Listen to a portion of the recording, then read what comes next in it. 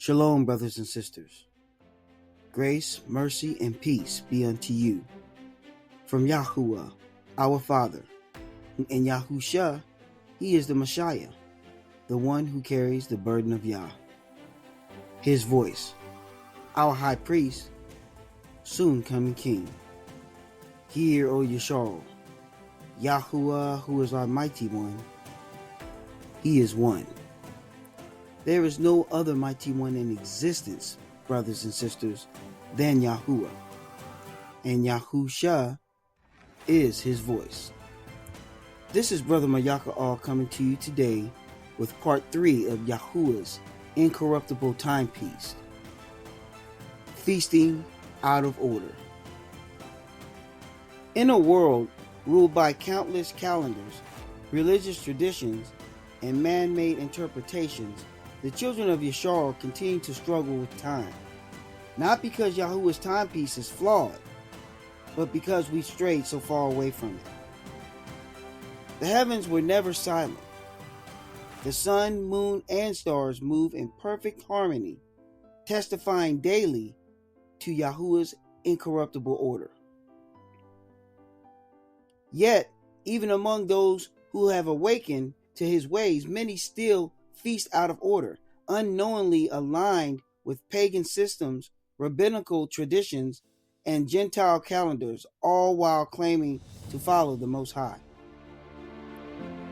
This teaching, part 3 in the Incorruptible Timepiece series, will uncover how these errors persist, how they've caused Yeshua to go astray, and how the path of years offers restoration. This path doesn't just correct modern-day religious confusion, it also exposes those who claim to know Yahuwah's time, yet misinterpret the very scriptures they uphold. It's time to guard what was given, not reinvent it. It's time to stop feasting out of order. Let's begin. YAHUAH'S Jubilee, chapter 6, verse 34 says, "Then all the children of Yeshua will forget and will not find the path of the years, and will forget the new moons and seasons and Shabbats, and they will go wrong as to all the orders of the years." What is the path of years? The path of years is when the sun, moon, and stars work together in the heavens in perfect harmony to establish time without human interference. This alignment began again on March 18, 2018, when the sun and moon rose together in perfect unity. From this starting point, the moon follows a 354-day cycle. The sun follows a 364-day cycle, including 6 counted days and 4 intercalary days that are not counted in the year's calculation. This creates a 10-day natural lag for the moon each year, but both luminaries remain in perfect alignment because they started together. And every 32 years, the sun and moon realign perfectly, proving Yahuwah's system is exact and divinely sustained. YAHUAH'S Jubilees, chapter 6, verse 34, is a prophetic warning, a heartbreaking truth that has been fulfilled.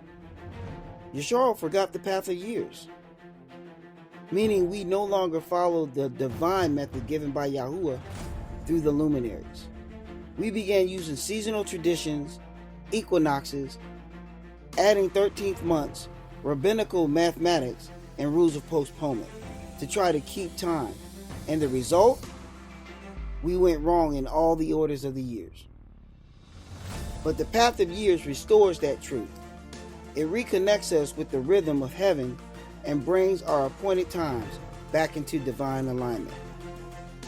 So you see, brothers and sisters, even though the moon finishes its cycle early, it doesn't fall out of alignment. It simply cycles back through the months in perfect 10-day increments each year. When the sun completes its 364-day cycle, the moon is still in exact harmony with it, just as it was in Genesis chapter 1. This is how both luminaries keep their station, as Enoch chapter 74 verse 13 states, and the 364-day year is maintained without error. Guarding the month of Abiyab. The barley, Deuteronomy chapter 16 verse 1 says, Observe the month of Abiyab, and keep the Passover unto Yahuwah your Eluah, for in the month of Abiyab Yahuwah your Eluah brought you forth out of Mitzrayim by night. The word often translated as observed here is the Abarya word shamur, which means to protect, guard, watch over, or preserve. It is the same word used in Barashat Genesis chapter 2 verse 15 when Adam was told to keep or shamur the garden, not just to observe it, but to actively guard and maintain it. This tells us that we are not simply commanded to watch for the month of Abiyab, we are commanded to guard it. Guard when it begins, using the observable sliver of the moon or Hadash in alignment with the 364-day solar cycle. Guard its purpose and meaning as the appointed time of deliverance and covenant, and guard it from being redefined by equinoxes, rabbinic traditions, Gregorian months, or pagan timing systems. This level of care and diligence reflects the set-apart nature of Yahuwah's timekeeping, which demands obedience, not assumptions. Again, the Baryam, Deuteronomy chapter 16 verse 1, commands us to guard the month of Abiyab. This is the month brought on by the moon, not by man-made seasons. And this is why we follow the moon cycle to determine the beginning of the year, while also acknowledging the sun's 364-day cycle as written on the heavenly tablets. By starting from perfect alignment, we can simply count 354 days for each new year. And though the moon naturally falls behind by 10 days, it remains in perfect harmony with the sun every 364 days. Many falsely claim this causes the year to begin in the winter, but Yahuwah's calendar is not tied to a season. It is based on obedience and alignment, not temperature or equinox. Why other methods fail to align with Scripture. I'm going to spend a little more time on this particular method, mainly because it seems to be the one that plagues our brothers and sisters the most. Waiting for the first renewed moon after the equinox. This method attempts to force alignment every year, but it does not start from the perfect alignment point given by Yahuwah.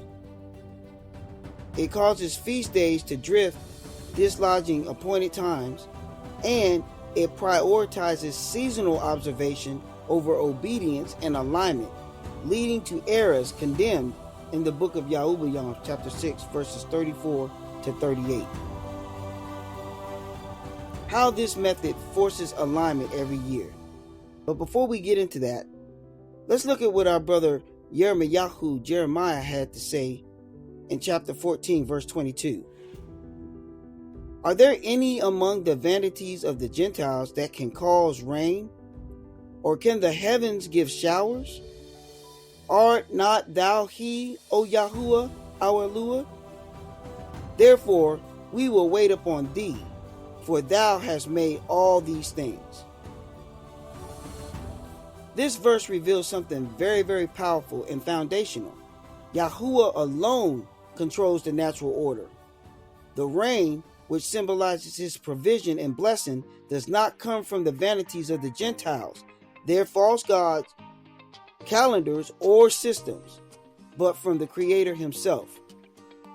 We are commanded to wait upon him, not follow the schedules of the nations. This establishes the spiritual foundation of the path of years, obedience to Yahuwah, and not convenience or conformity to human tradition. So, instead of beginning from a true observable alignment like the one on March 18, 2018, where the sun and moon were perfectly aligned and started their cycles on the same day, this method waits for the spring equinox first and only then looks for the renewed moon. This creates a man-made delay or postponement that forces the new year into a seasonal window. It ignores the moon's natural 354-day cycle and its 10-day lag, attempting to reset from a new position each year rather than from the divine alignment. This dependency on season rather than alignment leads to feast days that slowly drift and eventually line up with pagan holidays such as Easter, Ramadan, or the Jewish Passover. Scripture never commands us to begin Yahuwah's year in the spring every year. Instead, it instructs us to guard the month of Abiyab, which is determined by the moon, not by a fixed season like spring. Aligning the year based on the spring equinox or agricultural cues is a tradition of men and not a commandment of Yahuwah. Let's move on to the Romans, or who we call today Christians, and their Resurrection Sunday. Easter is rooted in pagan worship of Estra, the Germanic goddess of fertility and spring. It has no scriptural basis and was adopted through the Roman Catholic influence. Celebrating this day aligns with Babylon, not Yahuwah. The Jewish unbiblical Passover. The rabbinical calendar uses postponement rules and mathematical calculations that were never commanded. Months are often started at the dark moon conjunction, in contradiction to Enoch chapter 73 verse 4, which says the month begins with the first light or sliver. Their Passover is often aligned with Easter. That's not a coincidence, proving it does not follow Yahuwah's natural order. Moving on. IUIC and their full moon method. Groups like IUIC begin the month from the full moon, which is the midpoint of the moon's cycle, not the beginning. This method contradicts both observable signs and Genesis chapter 1 verse 14 and the teachings of Enoch, leading to misaligned feast days. No scripture supports using the full moon to start a month. Why the path of years is the only true path that stays aligned with Yahuwah. Number 1, it starts from a divinely confirmed alignment, which was on March 18th, 2018.